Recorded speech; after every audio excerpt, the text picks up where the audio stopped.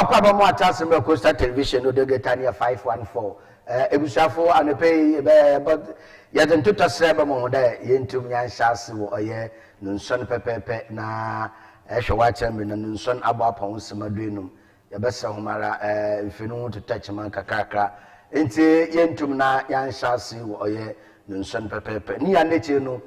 center focus anepe adomara kwa adomadom hidi yede za owo bia no yede babra na nda no pe yebokọ omanpe na soye na yakohwe oye Ken Maswati ni wabu pem oye oman Ghana na yahwe ne nsama odebay yebokọ akohwe omanpe so nkoma oye no twetwen wa basa na yebeti nkoma kakra fadam ekuro no ho ekuro nankasa otedan another omanan otedan na oye omana owe bibirum anade owonje sabwechim yebokọ na yakohwe dem omana otedam yefiwa yebokọ mrehebugom majority mesom swafu peina ohwe owo mrehebugom je mrehebugom chami honorable speaker Kens for Suman Babin osi ontase de committee na wakata wo oye mpanyimfa wo beto no wonfa wonen san hyeka ate na wonje wono ntu no onte ase wadamu nti yebokọ anada wakata ase yebokọ na akohwe nsama otedam yefiwa ebusua bobogwai na ebobe finfimantom ha nadmo coordinator oye central owura kwesi Dawood dinsem bi atogode hona mpempempem anada atete ankofa akom no mensi na ho biara wo wodama ha no yebokọ na akohwe ibidam nkomo no so yefiwa ebobogwai ebusua edena ase na egubie gugwai Cape Coast Metropolitan Assembly CCMA Cape Coast edena ase na ebu iyi inya mana inya ma abankache paint machine okubu na edena yimpatim na osuwa na huru nso obu ebokọ na yakohwe edena otedam yewia ya bohwe de ubakata na pod no so yedun nkomo kakra sana ya makwam Mabin Abdallah odin komo twetwe no da abrahim abra no nwotwe abo nti ebusuafo anepe nkomo na hyase yen hyase ye femfi oye omanpai na soye ena anada wenya hoho bodai tenten grama ofi ebibi mantom ha na oye Ken Maswati a otodo ebasa ebupre mo omanganum ode nensehwe eku akashaso omangana na omanpai John Dramani Mahama na so wagina wa etu na wona bienya wa abonkomo nkohwa bra pepe ubupre mo Ghana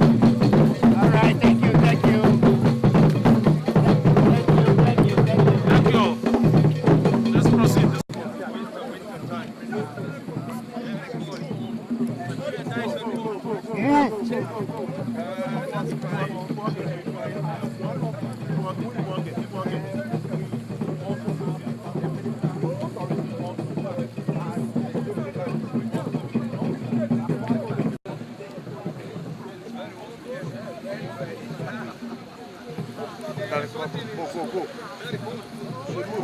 Move.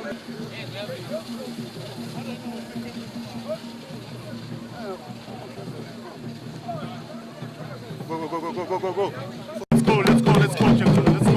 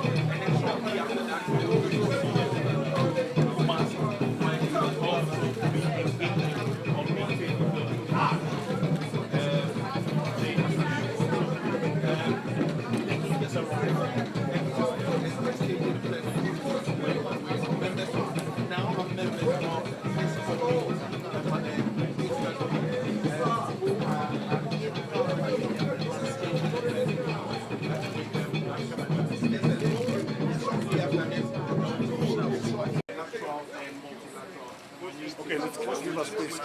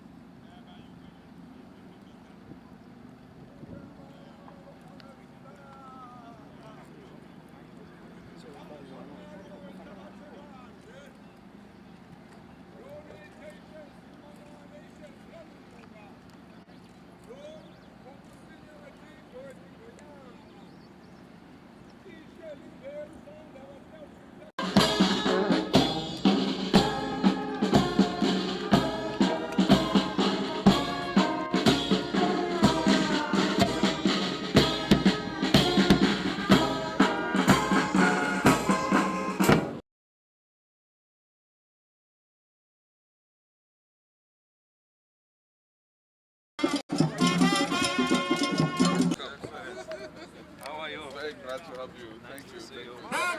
Match up in column of three.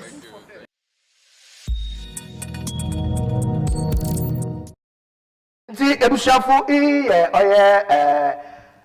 omampan na ofi oye Eswatini obobade na wo oman Ghana na ibibi sede dame ikrowa a otedemi na nkasa no ikro no ana oman a otedam no oman no wahen oman tedan oman fihin ebusia abokosam kakra owo wo oye Eswatini no ho nye de wo ikrowa wowo ebibiri maha na ikrowa wowo ebibiri maha no wonu djuma ahorwa wodi pa ono onaye de djuma ahorwa wodi no another baby a wowo wo bibiri maha no yafa oye ebibirim na ase nchankan na wafawun oye Swaziland aha na wonyi Mozambique na South Africa wonim ehwo na wohye ehwo na wohye wonu coat of armor say ya hwehwe na ebon oye ekoye oson na sebo wonu coat of armor no ehun da Ghana yendire ya anomakwal enu coat of armor ya anomakwal na ho wonde no oye oson kor danchan ena sebo ko so odanchan na ta honde woda boy bin papa ena wodi se wonado na woye omano so a ya bibiri mantom ha wo sokra bibiri mantom a wo omana wo sokra onti ena wo from oye Kingdom of Ituatini aha nti no so ye hya so Kingdom of Ituatini nti Kingdom Ituatini onara na wewu pemu oye King Ituatini medasi onu wu pemu oye Ghana ha mo mampen John Dramani Mahama fanyi kwaja otodo ibasa onyinu penfo ekehia no ama na kwa ba fefe nti ekese papai ana amana otedam no owo ohina otedam no wewu pemu Ghana na abakosam kakra dabdamade no se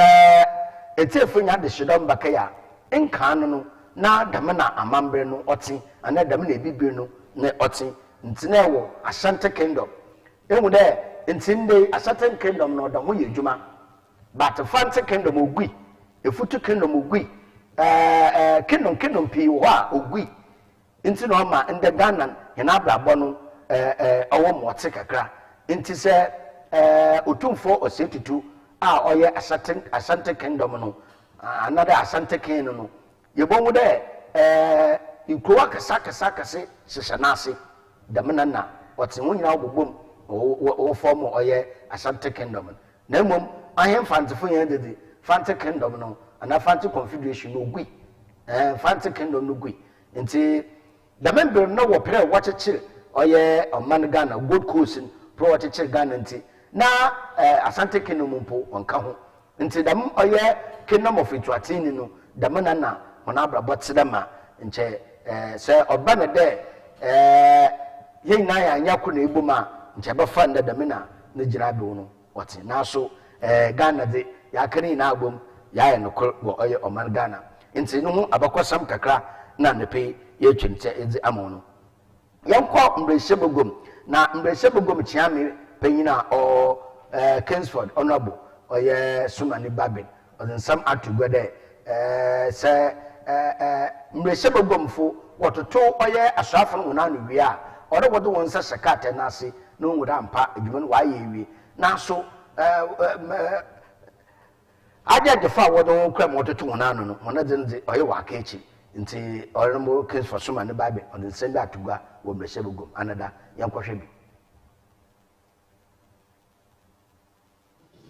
Honorable members, I don't think we have to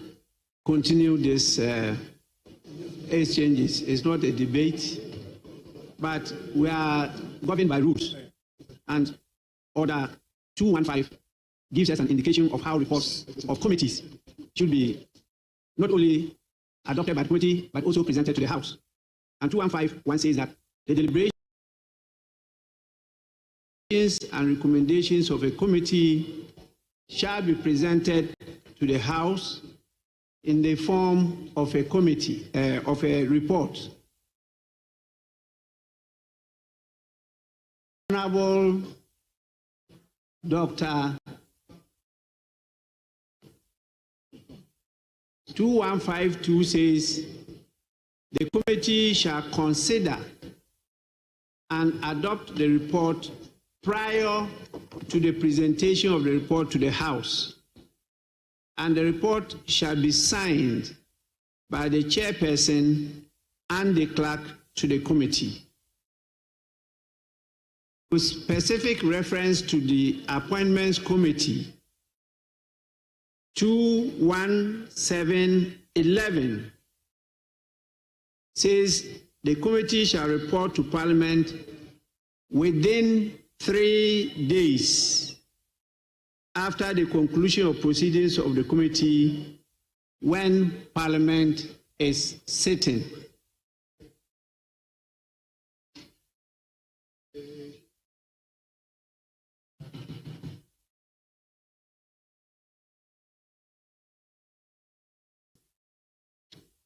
Honorable members, please, when you are dealing with serious matters of this nature, you don't keep on conversing as if you are in the market square. Please.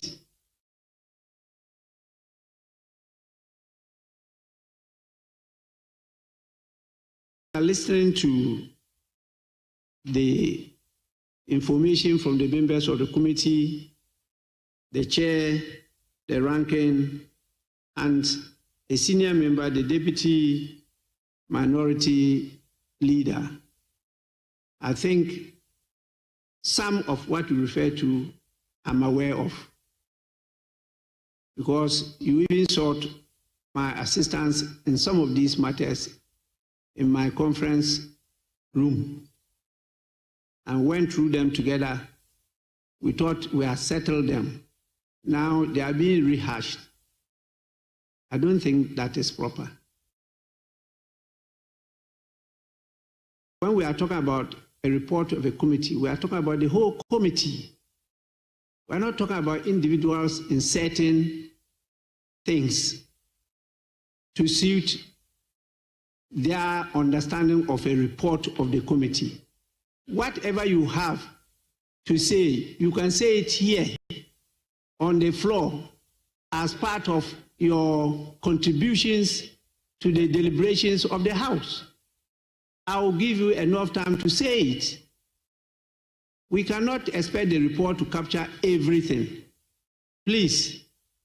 you will not be prevented from saying what you want to say.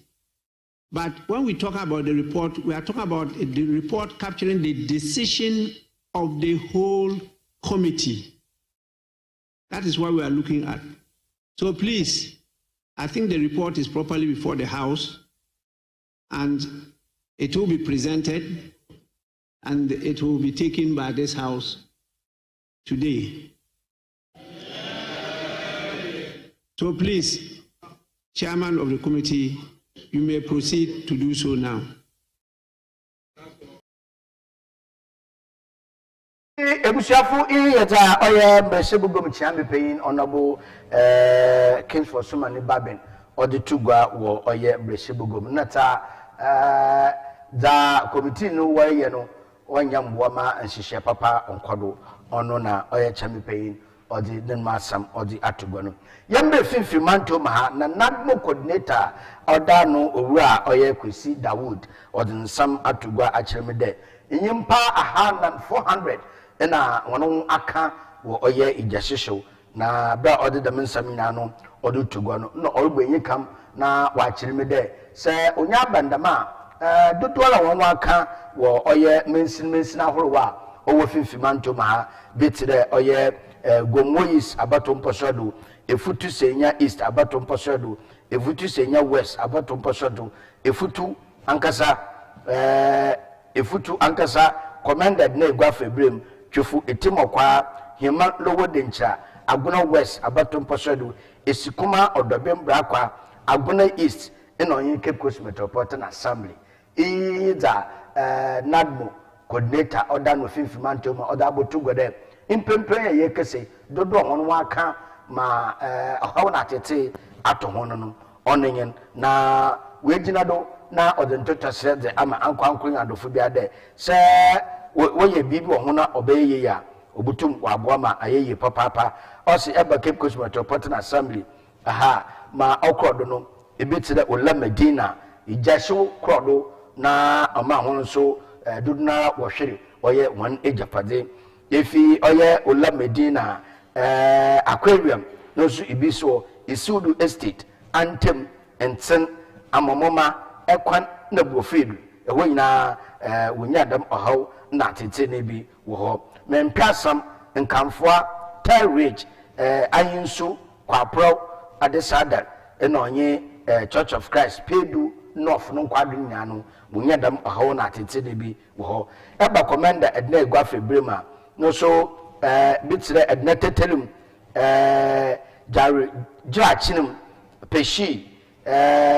Peace Avenue tabade mafam fadin mafachinim bwenyibma CP Zongo dam esaman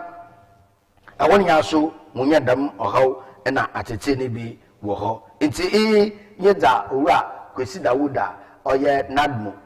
kwanchefu peino order no fifimanto ma odi atugode nyimpa 400 na wono ho aka mpempen worhwede obinyamboa na wodi abo ho ebusonye mfe no de na nadu coordinator kese ade no moti bialan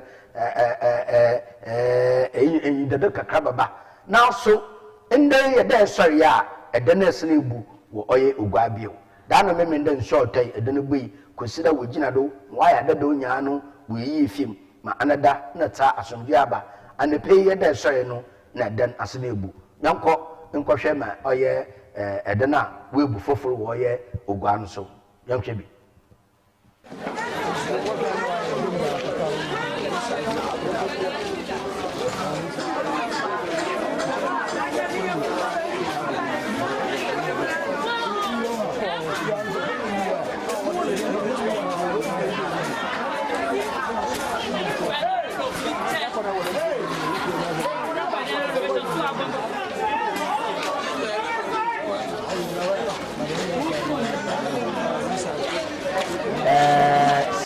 efa mfande ifikinswe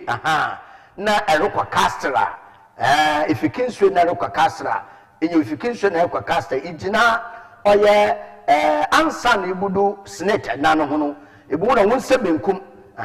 wonse benkum ka kwantententin me de ho de fa oye kokwa edefo kokwa erokwa oye de merokwa mpano ehonye emisechi de medanye osiwe baka na no opposite pepepe or the baby were no opposite to elfu kwena emisechi eho na de mabo san yo tere mi osima de pay anufe obuima adesha no so wom no so me kese sesal abaya san bi na so nti ama abankrati pay na ohwegwa mensi no honorable George Justice Atta ayene de mo tibiala odo nye busha Africa sa na de bedan so wo hwe na wo bun nti me kese abosa no so awo emisechi no wedwegu mande wonu ma wotimi no wodon ekupe ayasabia yerehwede won boton na yente oye asambo ne biara nti ebusua dam na sesari anepe so wesi wo oye ogwa menjira no na menda mo homra baba de bokata ba kansa no yedi hu nkobo yenkwamra sisia.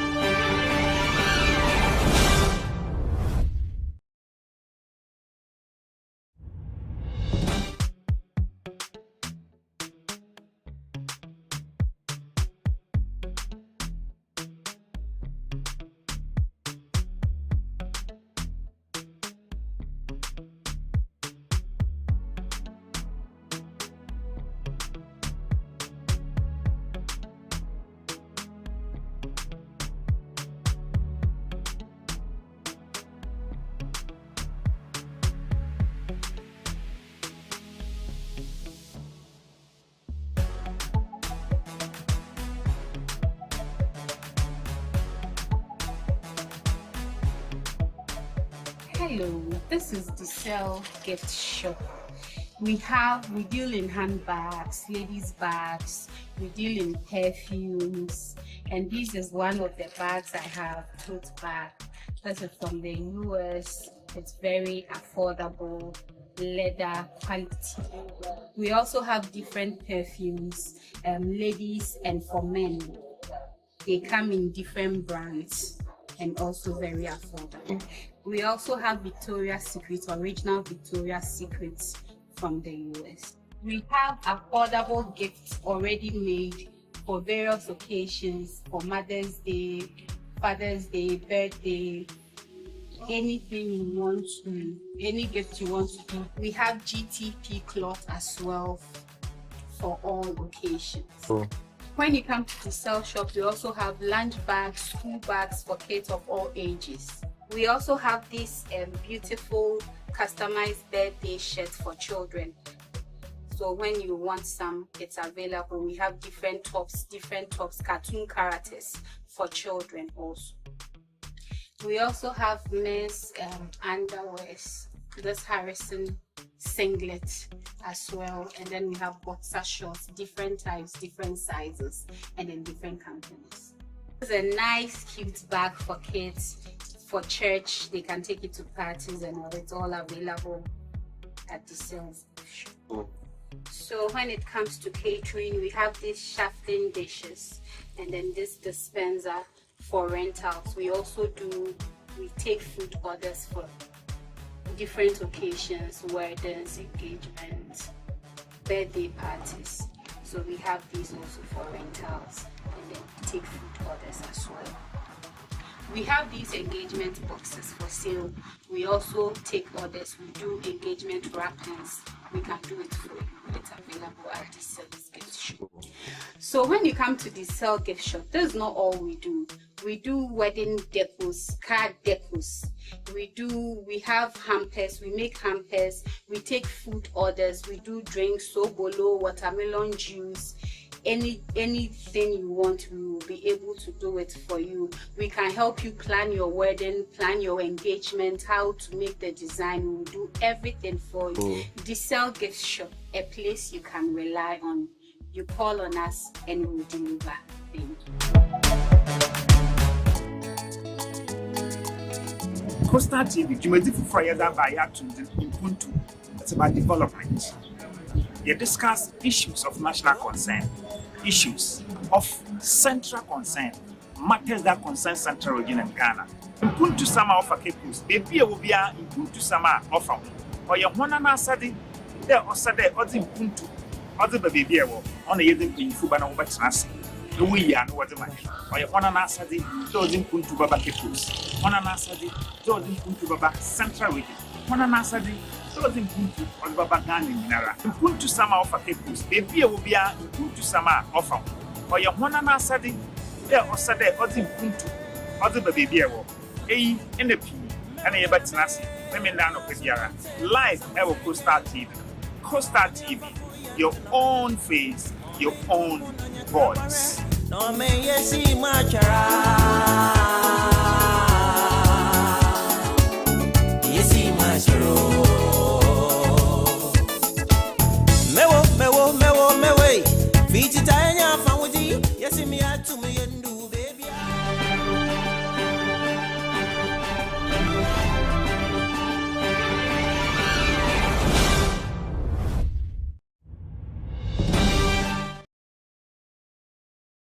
Mamo atena sembra Coastal Television do Degetania 514. Adumara kwadum nti indeso de bokati abakansan and pay ya boshe na yedumu nkomo wonen front page no. Na and pay yeti oye the Ghanaian point na yedre shase Ghanaian point yedre shase Ghanaian point ano or the oye police opinion nimfenyin or the aba DCOP Abdul Osman Razak nimfenyin na odaba na Abdul Osman Razak ano mo kan de one yagalam say police for yagalam say police for one yagalam say nti ahona de oman pay na washman no oman na washman nti oman pay na obaka no na wodidu nti police for one yagalam say nimfenyin na odi abada hono University of Ghana na wabo oye University of Ghana oye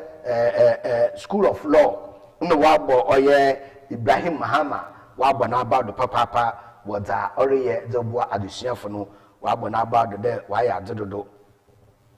waya do papa onu sunu fanyin na oda aso no he deserve another chance ono wananum na waraka da masemi MMDC isa wakaka oye Dr. Alhaji Mahmudu Bawumia wadana tumuno ono no asam na waraka na the work kind Alhaji Mahmudu Bawumia who deserve another chance dem obobuoma nzama itum akwado nti se waka no ko support na ni sentrayen ohia another chance papa nti busuo ono na the bokatai the Ghanaian point or the border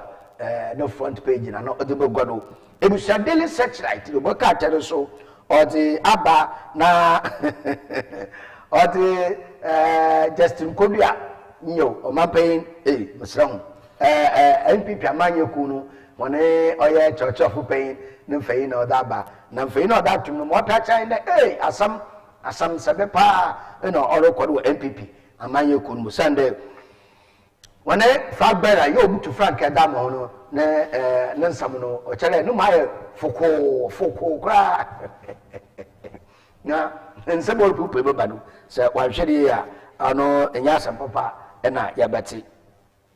the Ghanaian Times the worker teno de oye Omampenyin John Dramani Mahama na Ken oye Swati onso otodo ebasan no so ordination and ordinary fein odaba na pepe ofretama na de osatal ayo obiane nukroma mamra nesiri da odi kroma bayin tamano so freyo so wachichiro se onen nesiri da odi kroma bayin ntebusia oye Omampenyin John Dramani Mahama awa etu no woman na chere wode mfayino ana insatu nseyem wode nsan wode atu nseyem me bibiara orokodo fefefe da mara wo ho na iyi oya da mfayini fiwa ebusua da publisher na no mfayina odebe no ode mfayini bi abose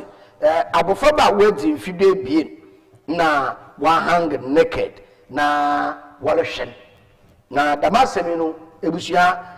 the publisher menyim bebia okinya the memfayini fi na asembisa ibisa ne asam no osi wa hin nsam trofo wari ya na odu bebia na nsemi wa na chi o moti asam no be no yenya hwehwem na wonye hwehwem nhwe bebia asam no fi nhwe bebia nkomonoti sesari abofra wedi fi oye baby ni na walashen no ibisi abofo wedi mfa akono 9 years ibisi wedi mfi de bie nti mfa akono na mfi de bie nyamfa yenzi the publisher na no odin fayin na ba abofo no 100 na walashen wahwene su wie ya we wetiti oye tintin mie wanyem tintin mie wada asre ambe na wada hwe na wa papa wada asre mfuka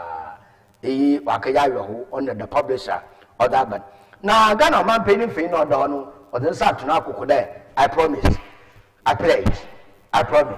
I pledge nti abrasam ena oreka minority no will vote against all 7 new justices to Supreme Court nti asama ebu premen nti Supreme Court ajajefo na awara committee no katena homa watoto wonanum minority fo wode when you want to imagine, we vote against one. Say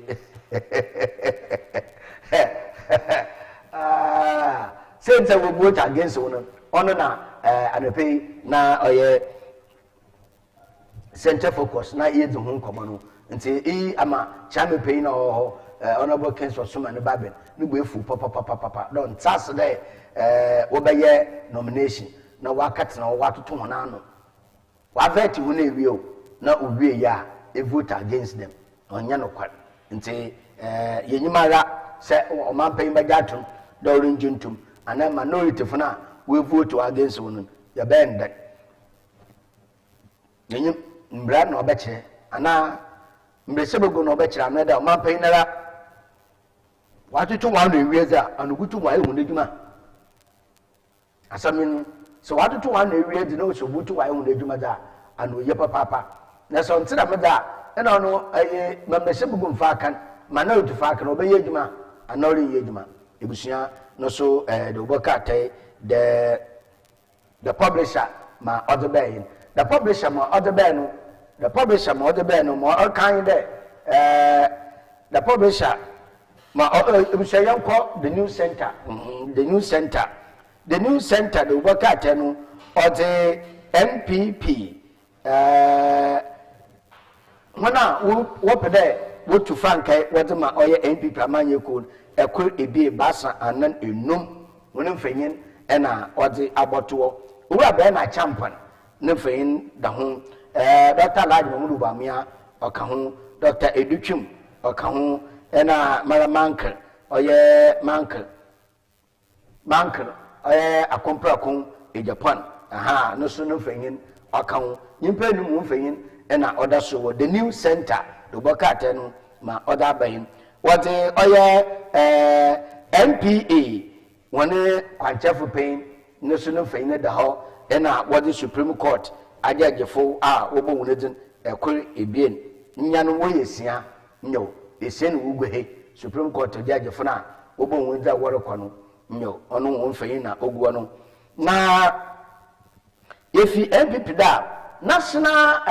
Identification Authority staff no was it I want the once you send me to work or strike International Identification Authority no pay for edumayefo work or strike when I summon order so one now MPA was it one action no wa cost or $40 million US dollars kawa cocoa board wa boy nti asama no so abedo gwayin 1.8 billion no we show them public light nti no so nsama ebupem wo oil the work at the news center in mama oil the Supreme Court no wa pick oil cleared Supreme Court judges are paying auto suffer no kwani we tum na wanjo na ntum say shall in person minority for wa reject na yenyimara say watoto wan na wi ade paying obi gina do na odho na ye dwuma da yenyimara say watoto wan na wi wa vet ho nya ade nyama minority baka na paying bi gina do so watoto wan da na watoto wan na mu watoto wan na wi ade yehwe paying obaka on the Obaka the news center no so or the Botugain. The Ghanaian publisher, the Obaka no or the Abba na ma other beno ma oh my there ada dani na nanom munumun samno or moti na confusion kakra isiwo na ona necessarily ya me adoma nhihemapa abedogo ya necessarily wodun fe na botora dana nanom wakwasetam necessarily come back album come back album why inja dudu DCOP Kofi Wachi papa ni fe no other one na businessman be there businessman be other when yi DCOP Kofi Wachi when yi fi police council no do hey abasma ba ebusia the Ghanaian publisher about the bayin the businessman yi ma sampote a oye DCOP Kofi Wachi wo or the winning police council do nti yarehwe MPP Fadbere race no baumia no we push ahead nti damna no so oye the Ghanaian publisher the Obaka tenu or the Abotogba daily guide nti mfanyin ko ebien ebasa daba economy Presbyterian moderator eyo na oichia oye Brian Champion na oromanitin ko oromani na ye wanomola olutuhu na remove COP Kofi Wachi Pocho na no DCOP Pocho honorable Facham I COP Kofi Wachi ayo nti remove COP Kofi Wachi from police council and also asamano or the Abba or your daily guide na Kumasi at the 24 egudefo and a what day windows or your fresh face Ura educhum and I also hey market woman free also what was what I say or to my say the pay anana also weapon na Eswatini Kena we will pay more or Ghana Nymphenina and the daily guide or that bay daily guide or the bed no federal man paying Nymphenina or ye Eswatini Kena no so or the Nymphen or the Aborto. Na I will send me a pay more daily guide one from Fayina and Buddy, Nemum a show the ben or seeing pay bassa no we were a winning bar Car Aquatia or Yaho or Yaho papa. The new crusading guide the Baka Tennessee in Fayina or the ben Ossie mask up COVID-19 ye you will be you another alternate ayo into no so ye University of Ghana apomida so no one and what did the minister know that to go ayo into your boshe na ya hwema ndama otin ada no mpayimfo wa akọ asetena na we mu da mpa oboboa nti oyeboafo ose akoto na ode ne di na to da na no mu kehia na wa pekoye da obeye honade one oche ni na no so wa hyede nsembia owo court no onye ya nche de mensam no ohwe na okanifie masomdwe obai yakko the Obaka the chronicle the Obaka no Brian Champion ena moderator bo mpema na no so wa hwe ne se binyegu Yankopon no dai me ya me merigi nshire me nshire mbra the god ke no makate odasim babo o se wa Brian Champion origin wo Presbyterian moderator one no owura edutwum so origin wo oye Kumasi Igudufo no eti ebusia ya se mi say there moderator origin honorable Mpaibo another Brian Champion origin Mpaibo moderator one na owura edutwum so no so origin na samba wo oye Kumasi Igudufo no kaje te Igudufo wa ba wa der pop eti ma another band MPP 5 Bernard no so no nsam ma orokwan ebusia embe no ko na so multi-Bernard ma kakra obi ano ye de botuto yanko Daily Times do baka tenu yanko Daily Times do baka tenu da bade amampen John Dramani Mahama obutum we di ni djuma papa bi odaboana as the grassroots no war boy na Kamahama crack oni asama odi abotugwa na odi no fayina olusuye odi aboto oni no na de obakaten odi abotugwa Prophet Stephen Adum Chedua ena boxer bi orokobo boxing na boxer ko na so mo bo mpaiman na odi ne sticker no fayin odi ka fam mo boxer the fam na atare hu leja nchen kwim de kakraba e bra wo boeren wudu no papa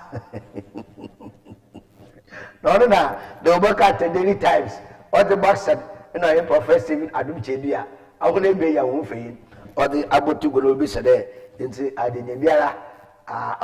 oye mgbase ya no ye mgbase boxer pa edi sofu no fayin the so that from na tenechi na on sat so asezena nti na to the form nutu no that form nutu no bam na abodwesei ori zakote na kakra na so bo bona abodwesa na da katina form all the time to eti Daily Times the bakater ma odi abotu gwain ebusu yanko the insight the bakater na no gerem se no nsama no the excavator no fayin odi abotu gwa na DJ elections obokodo no so wodi oye DJ president Rodonfo no fayin odi aba na orichirem de oroko prako bio na second time nti do be yi do run ye ne de embe na obachire ebusia de obakatai oye sehwi news ende obegwa no mfei na odaban oya hom kadodo ora oye Samson Ahi deputy minister dema oye infiliduma trade and industry ono na we kupe mu oye mresebegwen wa abatifi mposodo ena no so no fein odi abotugwan Swami MP ena no so wa so ni na smem of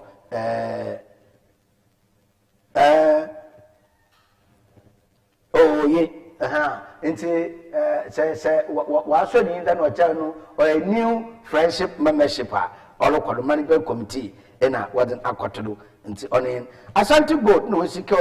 $206 million US dollars wo oye